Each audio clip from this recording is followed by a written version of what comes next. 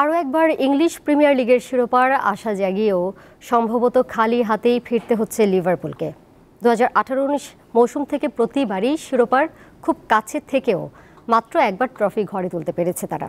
তবে এই জন্য প্রতিপক্ষকে নয়, নিজেদেরকেই দায়ী করবে অলরেডরা। ইংলিশ প্রিমিয়ার লিগের এক সময়ের দাপুটে আর ঐতিহ্যবাহী দল লিভারপুল কঠিন সময় পার করেছে বছরের পর বছর। 2001-2, 8-9 আর 2013-14 মৌসুমে কাছে গিয়েও শিরোপার দেখা পাওয়া হয়নি তাদের। তাই দুই যুগেও না জেতা ট্রফিটার স্বাদটা ভুলেই গিয়েছিলেন লিভারপুল সমর্থকরা।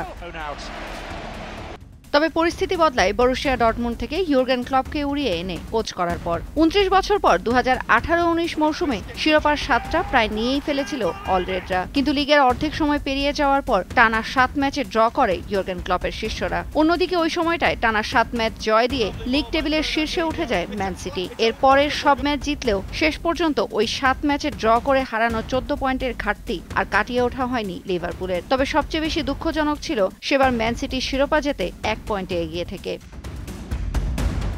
পরের মৌসুম 2019-20-এ অবশেষে 30 বছর পর শিরোপার স্বাদ পায় লিভারপুল। ম্যান সিটির চেয়ে 18 পয়েন্টে এগিয়ে থেকে লিগ শেষ করে তারা।